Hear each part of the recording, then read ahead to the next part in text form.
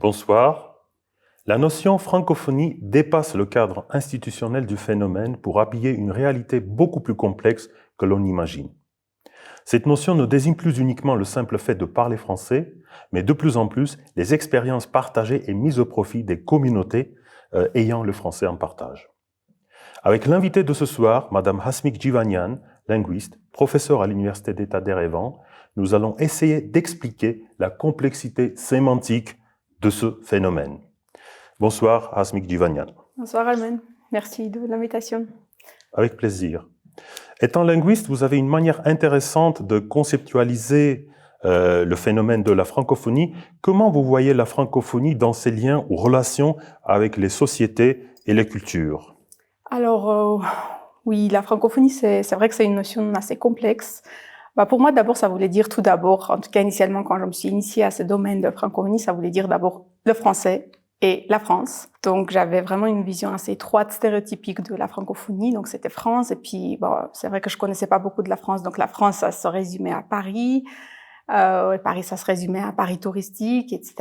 Et au fur et à mesure de la maturité, mais surtout de l'expérience de vie, la francophonie a reçu plus une notion culturelle et sociétale pour moi, surtout grâce à cette expérience que j'ai eue de vivre à l'étranger, en Suisse notamment, en Suisse romande, où on parle français. Donc cette vision de francophonie au-delà de la France, c'était vraiment une valeur ajoutée pour moi. Et j'ai pu y discerner des couches plus sociétales, plus culturelles, au-delà de la langue, et surtout au-delà de la langue française et de la société française.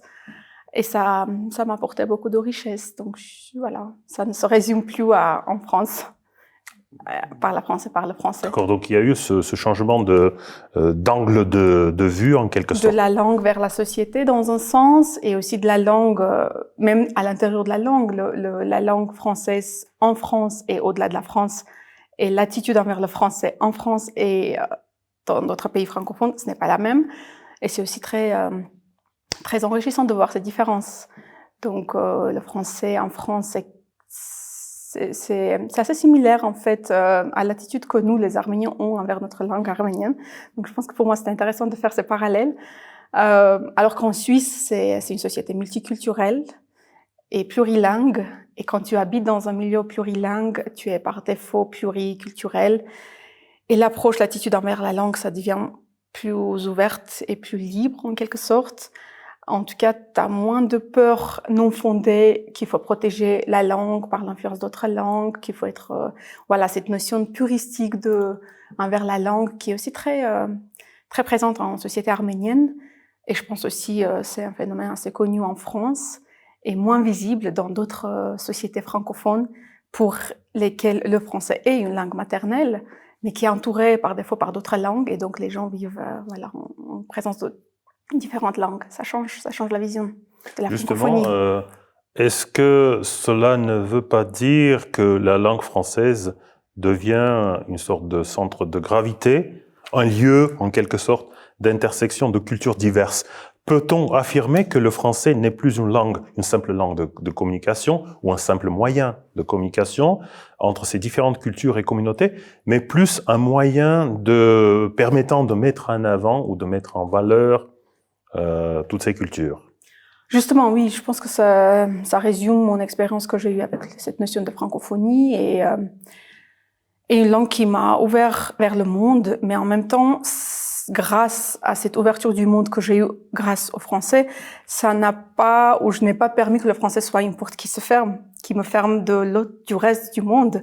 Et du coup, le français, ça m'a donné aussi l'occasion d'être affrontée à d'autres langues et d'essayer d'apprendre d'autres langues et de m'initier notamment dans le domaine scientifique où j'étais. C'était très important de ne pas me limiter par ce monde francophone et de s'enrichir aussi par des cultures et des connaissances venant d'autres langues et d'autres communautés qui ne sont pas forcément francophones.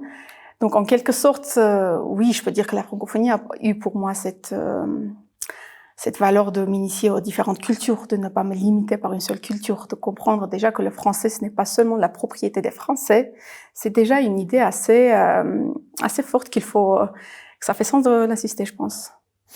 Justement, vous avez évoqué les perceptions un peu stéréotypiques, vos perceptions stéréotypiques de la langue française que vous avez abandonné, que vous avez dû abandonner. Mais ces perceptions sont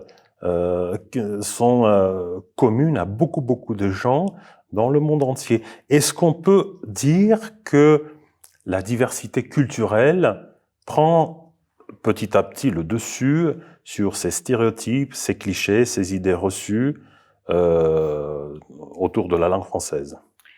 Alors oui, exactement. C'est justement cette idée que je voulais justement élaborer, que c'est plus question de diversité culturelle. La francophonie, je pense, par son essence même, ce mot veut dire plus le monde au-delà de la France, le monde qui parle français mais qui n'est pas forcément qui n'est pas la France, et le monde qui a par défaut d'autres langues, ce qui est la norme aujourd'hui. Donc on a plus de multilinguisme, respectivement de pluriculturalisme, que de monolinguisme, alors que c'est pas tellement évident ici en Arménie où on est très monoethnique et monolingue, pareil pour la France, mais justement, je suis contente que j'ai eu cette occasion, cette expérience de vie, de vivre dans une société multiculturelle et multilingue, où le français, ça me donne une ouverture vers d'autres cultures, vers des richesses, et aussi vers d'autres langues, et ce qui était notamment crucial quand on fait de la science, quand on est en recherche. Donc ça serait vraiment dangereux de rester, de se nourrir que par la littérature et voilà les apports de la communauté scientifique francophone. Et j'ai d'ailleurs souvent vu que les gens qui se restreignent, qui se limitent en francophonie, en sciences, en tout cas en sciences théoriques, je parle pas de la romantique, je parle pas des sujets vraiment francophones comme la littérature française, etc. Mais quand on est en sciences fondamentales théoriques, c'est très important c'est quand même un phénomène global, mondial, et c'est très important d'être vraiment multiculturel et ouverte au monde. Donc, la francophonie, ça, c'est une médaille de face, je pense. C'est une ouverture au monde, mais ça pourrait aussi être un blocage. Ça pourrait être aussi une porte qui se ferme du monde. Donc, c'est important que ça soit pas le cas. Donc, c'est important que la francophonie, amène la personne à plus d'ouverture multiculturelle et sociétale que de l'enfermer par la France et par le français, peut-être. Comment cela peut devenir une porte qui se ferme? Si vous pouvez détailler un peu cette idée. Dans le sens où, justement, c'est une observation que j'ai souvent fait en sciences par certains collègues, notamment issus de la France, qui sont tellement attachés à leur langue et qui insistent que la communication scientifique soit française, qu'ils refusent de lire en anglais, de publier en anglais. À ce point-là. À ce point-là, et c'était très présent. C'était impossible de ne pas le remarquer. Et je pense que j'avais une sensibilité à le remarquer, notamment à cause de ces parallèles que je faisais avec la société arménienne. Parce que c'est une tendance que je vois aussi très présente en Arménie. Vous évoquez souvent l'Arménie, la langue arménienne, l'approche que nous avons vis-à-vis de la langue arménienne. Est-ce que vous pouvez nous donner un peu plus de détails? Parce que ça nous intrigue, ce que vous entendez par là. Je pense que justement, c'est question de comment tu utilises la langue. Est-ce que la langue, c'est une idole, ou est-ce que c'est juste un moyen qui va servir au développement de ta pensée? Donc, je pense que, alors, la similitude que je vois dans les sociétés françaises et arméniennes s'est exprimée plus ou moins de la même manière, mais ça n'a pas forcément les mêmes bases, les mêmes fondements. Alors, en société arménienne, on est très attaché à notre langue parce que c'est ça qui nous a servi de survivre et de garder notre identité. Oui, c'est clair, ça fait partie des éléments ou des piliers de notre identité en quelque sorte. Et c'est pas rejeté, c'est justement une valeur à vraiment valoriser, mais en même temps, ça peut avoir l'impact néfaste. Je pense qu'un des dangers, le problème le plus grave qu'on a aujourd'hui actuellement au XXIe siècle en tant que société, c'est d'être découpé du monde, énormément encore découpé du monde. Et ça, on le remarque quand on sort de l'Arménie, notamment quand on habite en Europe où c'est beaucoup plus dynamique et les échanges sont plus actifs. On voit à quel point l'Arménie est en fait découpée du monde. C'est quand même un phénomène que je suis pas seule à le remarquer. On est, pas pour des raisons historiques, politiques et sociales, on est déjà géographiquement et politiquement assez. Oui, c'est ce que je voulais vous demander. Ce n'est pas dû uniquement à la langue ou à l'approche que nous avons vis-à-vis de la langue. La langue n'est jamais coupable, mais la langue porte les traces de tout ce que la société fait. Exact. Et c'est là où, quand on parle de la langue, ça peut laisser l'impression qu'on reproche la langue. Quand on parle des limites de la langue, quand on parle des faiblesses de la langue ne nous permet pas de nous exprimer. Et c'est pour ça que les gens qui sont multilingues, ils font souvent recours aux mots d'autres langues, et c'est souvent critiqué en Arménie. C'est pas la langue qui est coupable, Mais c'est nous, avec notre ouverture, ou plutôt la fermeture au monde. Donc il faut que la langue, justement à cause du fait que je pense qu'on est très overprotective. Si je me permets un terme anglais, on est très, on surévalue énormément la langue à tel point qu'on met une pression sur la langue, on le bloque de tous les côtés comme on est bloqué physiquement en tant que pays. Je pense que oui, c'est très ça devrait pas être surprenant, ces parallèles entre la situation sociétale, politique, géographique et tout, historique, et l'attitude qu'on a envers notre langue. Donc c'est un trésor qu'on a. On est tellement attaché à ce trésor comme un parent qui est attaché à son enfant, mais plus tu t'attaches, plus ça peut avoir le risque de le renfermer, de ne pas permettre qu'il évolue. Et les langues évoluent grâce aux échanges, grâce au contact. Et le plus souvent, ce qu'on remarque en société française et en société arménienne, c'est là où je vois les similarités, c'est qu'on essaie de limiter la langue par des contacts d'autres langues, en pensant que l'influence d'autres langues, ça peut... Vous pensez vraiment que la société française a une approche similaire vis-à-vis de la langue française? C'est très évident, surtout quand on vit en Suisse. Les différences, ça permet de visibilité cette contraste. Ça m'est arrivé d'entendre que les linguistes, même français, qui disent le français, c'est la langue des Français, alors que les Suisses ou les Belgiques, c'est pas leur langue qu'ils parlent. Ça peut arriver, ça arrive d'entendre ce genre de pensée dans la société. C'est quand même assez répandu. Mais surtout le fait que ce qui est encore plus visible et plus répandu, c'est qu'il faut protéger le français de l'influence d'autres langues, et notamment la dominance de l'anglais qui est de plus en plus écrasante. Et le français qui perd ses positions de langue internationale, alors ça crée plus de peur dans la société française que dans d'autres sociétés francophones, mais aussi multilingues.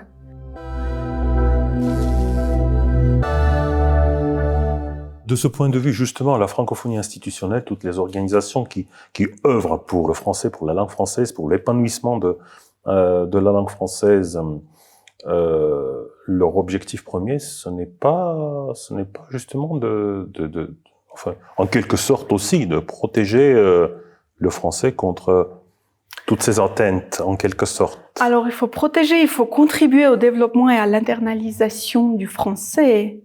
Mais est-ce que le mot protéger, ça serait juste, ou est-ce que ça serait juste dans le sens protéger d'influence d'autres langues? Est-ce que le fait qu'on apprend des mots d'autres langues... Je ne sais pas quel serait le terme plus approprié. Je pense que la position du linguiste est plus calme là-dessus. On sait, en tant que linguiste, neutre peut-être, oui. Dans le sens où on sait que les langues, c'est pas le contact des langues, c'est pas l'influence ou les emprunts d'autres langues qui dénaturalisent ou défigurent la langue. C'est pas parce qu'on utilise des mots anglais que le français va se perdre. Surtout parce que pour nous, les linguistes, quand on dit la langue, ça veut dire syntaxe d'abord. La langue, c'est primairement syntaxe et phonétique. Et ça, c'est les choses qui sont beaucoup plus rigides, qui ne sont pas sujets à l'influence d'autres langues, ou c'est très peu cette influence. Mais le contact des langues, ça a une influence sur le lexique. Et les gens ordinaires, naïfs, dans le sens les non-linguistes, quand ils utilisent la langue, ils comprennent plutôt le lexique. Donc il faut différencier cette couche. Oui, c'est le lexique qui s'enrichit par des mots d'autres langues, et c'est là où on voit aussi qu'en arménien, on a souvent besoin d'utiliser des mots de l'anglais, du russe, du français. Enfin, moi, en tout cas, avec mes amis francophones, il y a pas mal de mots français que j'ai besoin d'utiliser, et des fois, je les trouve pas en lexique arménien. Soit si je les trouve, c'est soit dans la langue soutenue, littéraire, que je veux pas utiliser dans ma langue quotidienne, soit dans la langue inférieure du jargonique ou argotique, mais pas dans la langue courante. Et donc je suis contente de pouvoir emprunter les mots aussi du français que je me permets avec mes amis francophones. Mais je pense que ça enrichit, et ces mots, ça donne des nouvelles visions du monde. Il faut pas avoir de ces nouveaux mots, il faut pas avoir d'emprunter des mots, parce que ça te permet de voir le concept qu'ils désignent. Donc les mots, c'est jamais les mots. Donc les anglicismes en français, par exemple, ça vous dérange pas? Ces anglicismes ne vous dérangent pas? C'est toujours question d'équilibre, c'est toujours question de bien être motivé. Le franglais, s'il est utilisé de manière inappropriée, c'est à bannir, c'est pas un phénomène à encourager. Mais ça se filtre un peu naturellement. Plus tu élabores tes idées, tes pensées, plus ta langue te suit. Donc je pense pas qu'il faut surveiller la langue en imposant des contraintes sur la langue. C'est ça cette idée fine que je veux transmettre. C'est important la langue, c'est important de bien parler. Parce que bien parler, ça veut dire d'abord bien réfléchir, avoir un raisonnement net et clair. Mais pour surveiller, pour contrôler en quelque sorte la bonne parole, il faut pas mettre des annonces tous les jours que ça c'est un bon mot, il faut utiliser de cette manière, comme les linguistes très souvent le font, les spécialistes d'une langue. C'est question d'éducation, c'est question d'ouverture du monde, c'est question de se profiter de cette circulation des idées, des pensées humaines globales. C'est à travers des mots étrangers d'avoir accès aux concepts qu'ils désignent, de comprendre en quoi ils manquaient dans ton lexique. Et une fois que tu as acquéri, que tu as vraiment adopté la notion et le concept, tu es capable de le franciser ou de l'arméniser. Et toute langue, ça te donne cette possibilité. Toutes les langues du monde ont ces mécanismes de traduire. Mais plus souvent, la traduction anticipe l'adoption du concept.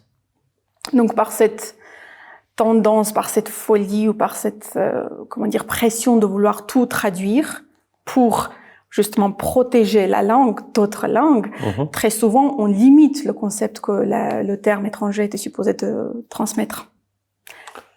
Oui. Donc, c'est un travail constant et c'est un trade-off c'est un équilibre, de garder l'équilibre entre... Et c'est une position d'une linguiste. Je pense que oui, c'est la linguistique qui m'a donné cette ouverture que j'avais pas forcément, que j'avais sûrement pas quand je suis sortie de l'Arménie, sur la base de mon éducation, de mon background de philologue. Je pense que oui, c'est une ouverture assez courageuse, je pense. Pour certains, ça pourrait sembler, mais pour moi, c'est tellement évident, ça. Oui. C'est évident pour nous aussi. Maintenant, vous avez du mal à éviter les anglicismes. Voilà, non, et je suis committed, je suis responsable, je sais.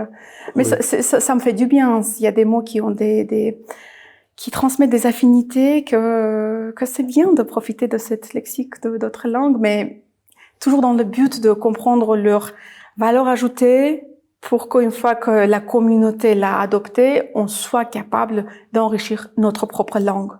Donc, c'est jamais au profit de notre propre langue qu'on doit utiliser emprunter des mots d'autres langues, mais dans le but d'enrichir notre pensée. Donc, les mots, c'est jamais les mots. Et la langue, ce n'est pas la langue primairement, c'est la pensée. Et pourtant, en arménien, nous avons des exemples bien réussis. Par exemple, Internet, Hamatsans, site Internet, Kaik, on a su bien trouver les mots arméniens. Les mots arméniens, des équivalents en arménien. Au début, c'était courant, enfin, le terme d'Internet était courant en arménien, alors que maintenant, de plus en plus, on recourt à Hamatsans, l'équivalent arménien. Oui, absolument, parce que justement, c'est un concept tellement adopté, tellement bien acquis et associé dans ses usages contextuels que tout le monde partage ces associations et que c'est devenu déjà facile d'utiliser le mot arménien, peut-être plus que c'était au début d'adoption de ce mot. C'est pas un exemple, c'est pas un contre-exemple, c'est plutôt une confirmation de ce que je dis. Cette fois que toute langue permet ces mécanismes de traduire, d'approprier les mots conceptuels, mais l'idée c'est que il faut pas se dépêcher de traduire, il faut d'abord se donner le temps de comprendre la dénotation, c'est de raffiner la valeur ajoutée de cette dénotation. Et puis, une fois qu'on a adopté, comme société, c'est pas forcément les linguistes et les traducteurs, mais vraiment comme société, qu'on sera en mesure de trouver notre propre mot. Soit alors le terme étranger se familiarise tellement qu'on sent plus besoin de le traduire. Bon, en arménien, c'est encore difficile. Soit, parce que facilement, on trouve le correspondant dans ta langue. Mais il faut que ça soit le résultat d'adoption de ce terme. Donc, ça tourne toujours autour de cette idée que les mots, qu'il faut voir derrière les mots les concepts. La traduction la pensée devant la langue, c'est ça. La traduction est postérieure à l'adoption du terme étranger, quoi, en quelque sorte. Je pense que c'est très souvent on voit cette tendance de se dépêcher à traduire sans comprendre complètement la dénotation. En tout cas, en ce qui concerne les termes scientifiques, je le vois très souvent. Donc, il y a des termes linguistiques qui sont traduits en arménien et que j'ai du mal par le but d'être transparent et d'être sincère avec moi-même. J'ai du mal à utiliser les versions arméniennes des fois parce que c'est très limitant par rapport au terme international. Et je pense que oui, c'est très souvent, c'est pas approprié de se dépêcher de traduire les termes scientifiques, par exemple, parce que c'est des outils, des clés qui te permettent de voyager dans le monde, d'avoir accès à d'autres d'autres sources d'informations, alors que oui, il faut être prudent avec ces... La question, c'est de ne pas avoir peur. C'est une approche personnelle, quelque peu personnelle, ou c'est... Alors, je vois que ça sonnait assez... Non, mais c'est intéressant ce que vous dites, et puis c'est pas un point de vue très courant. Je pense que si j'étais en Arménie. C'est sûrement pas très courant. C'est une approche personnelle. Non, c'est plus, sûrement... je sais pas, ça fait partie d'une certaine école linguistique suisse, peut-être, je ne sais pas. C'est sûrement pas question d'école linguistique, c'est plutôt question de la linguistique en tant que science théorique. D'accord. Versus linguistique dans son sens traditionnel que toujours par inertie en Arménie ou dans le monde entier, on a encore tendance à ne pas vraiment comprendre ce que ça veut dire la linguistique. La linguistique traditionnellement, ça voulait dire l'étude d'une langue spécifique. Alors qu'actuellement, la linguistique est arrivée à un niveau où on regarde plutôt le langage que les langues, ou même si on regarde les langues, donc les langues nationales distinctes, comme le français, l'arménien, le chinois, etc., c'est pour avoir une idée sur le langage humain.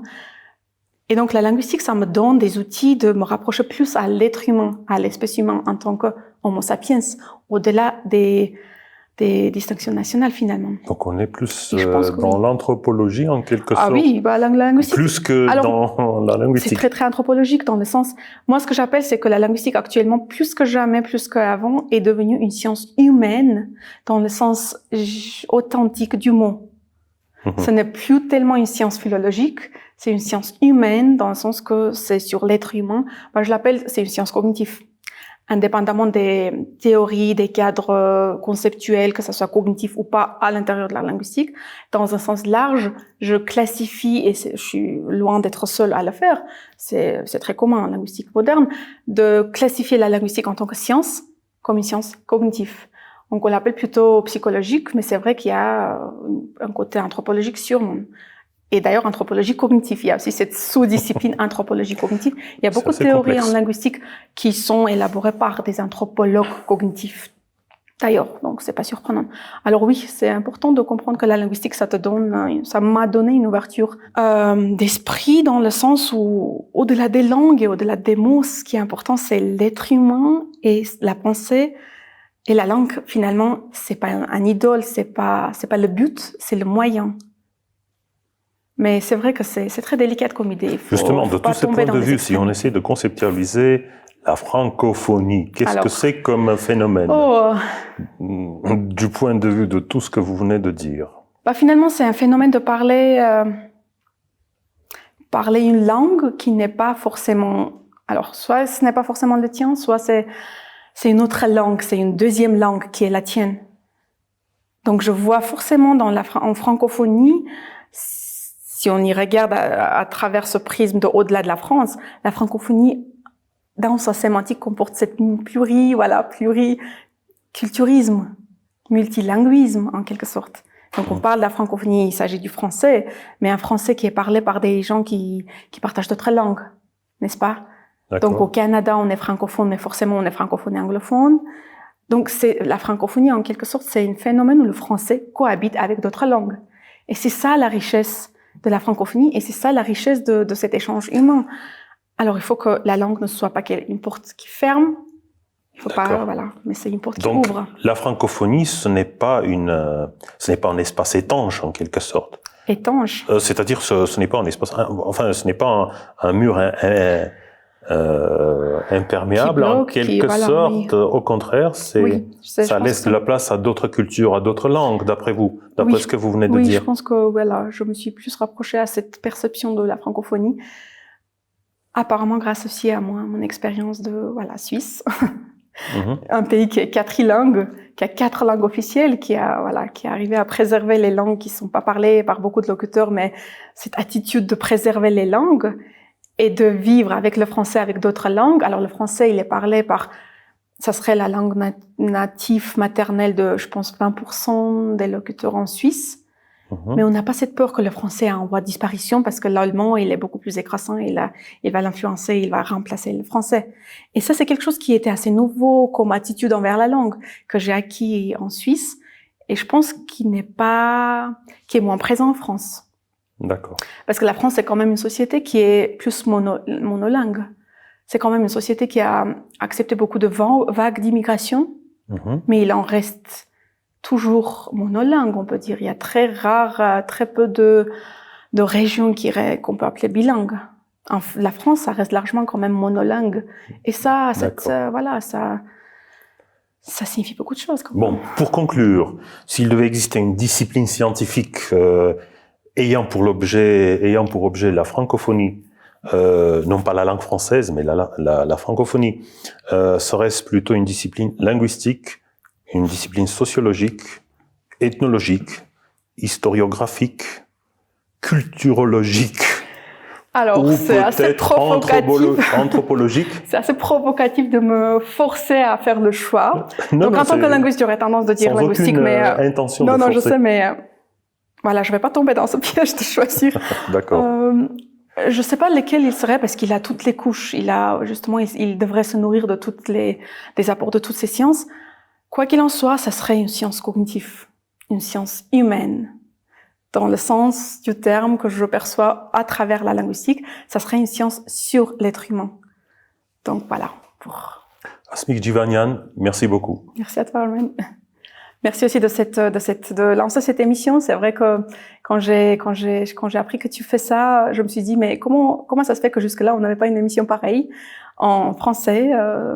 Donc, je suis très contente que tu as vraiment Merci pris de ton appréciation. On a fini par se tutoyer à la fin de l'émission. Ce qui veut dire que ça rapproche le contact humain et la langue. Donc, voilà, merci. Merci beaucoup. Merci.